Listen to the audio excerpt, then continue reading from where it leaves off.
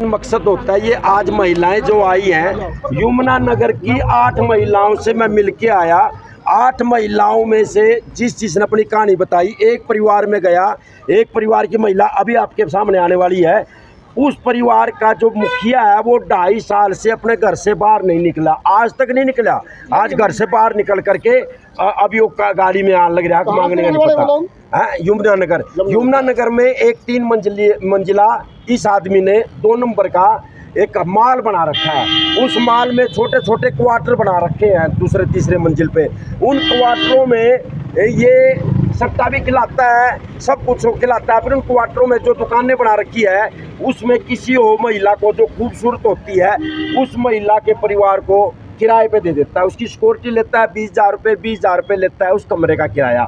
उसके बाद 6-7 महीने के अंदर जब वो ये शोषण करता है, सब कुछ करता है, उसके बाद तू मैं हो जाती है तो महिला के साथ तो ये महिला का सामान जो उस कोठरी में होता है उस पर ताला लगा लेता है। ये 15-20 केस है जो उसी मैं कहानी बता रहा हूँ। तो ताला लगाने के बाद महिला का जो सामान है वो जब्त हो जाता है। उसके बाद ये सिक्योरिटी मांगता है, किराया मांगता है, वो तड़पेने लग जाता है परिवार। उस परिवार के तहत फिर ये वो परिवार अपने घर बैठ जाता है। ये इस तरह ये जो घटना मैं बता रहा हूँ ये एक 7-8 परिवारों की बता रहा हूँ।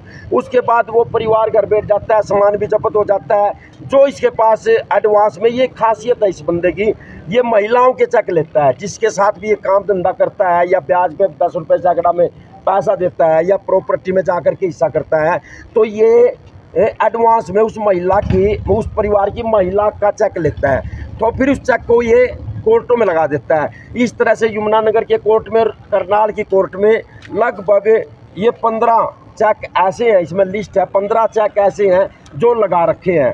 तो फिर महिलाएं तरस तरस के इस करनाल के अंदर एक ये मदनपुर है, मदनपुर के पास एक चाकी का प्लाट होता था, क्या कहा, फैक्ट्री थी। वो फैक्ट्री का मालिक करोड़पति अरबोपति वो सेक्टर 13 में किराए के मकान में रहता है। वो बाहर नहीं निकलता, वो नहीं अपने आप को बताना चाहता, वो बर्बाद किया।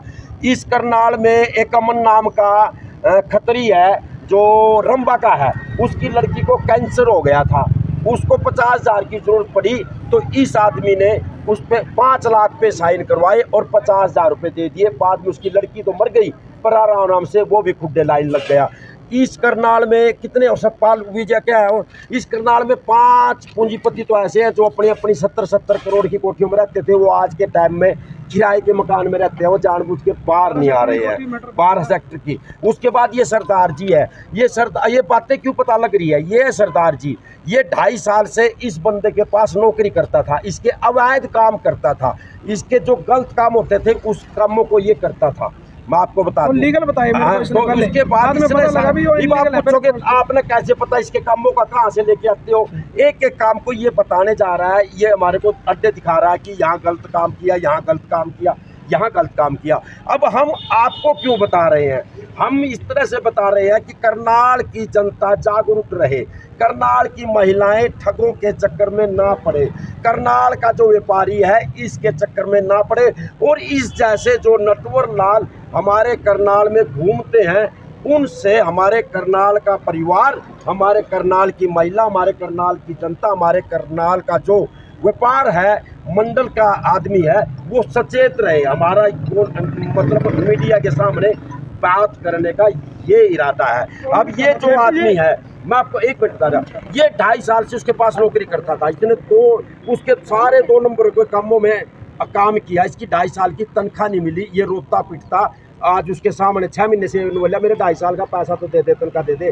कोई तनख्वाह ना मिलने के बाद ये 6 महीने से घूम रहा था, कुकर इसका पर्दाफाश हो, इसके मन में गिलानी हुई है कि मैंने गलत काम किए हैं। तो यहाँ ऐसे ऐसे, अब मैं क्या बताऊँ, कोई सामने नहीं आता। अभी सामने 2 मिनट में एक महिला, 2-3 महिलाएं जो आ रही हैं ना, आंखों में आंसू आ जाते हैं, क्योंकि जिस परिवार का मुखिया कमरे के अंदर रहता हो 2.5 साल से, वो क्या परिवार होगा। तो इसलिए इसको जुगाड़ कर रहे हैं। करनाल की जनता से, करनाल के व्यापारी भाइयों से हम मतलब ये कहते हैं कि ऐसे नटवर लालों से बचा जाए, ऐसे नटवर लालों के साथ ये क्लब मार्केट में बैठ करके पहले चाय पिलाता है, पानी पिलाता है, सोडा पिलाता है, उसके बाद इसकी मतलब साठ-गांठ शुरू होती है और फिर अपना शिकार शुरू कर देता है। शिकार में इस तरह से ये कानून मारता है, फिर ये चेक जो एडवांस में लेता है वो चेक लगाता है, वो चेक के तहत आदमी आप माइंड हो जाता है।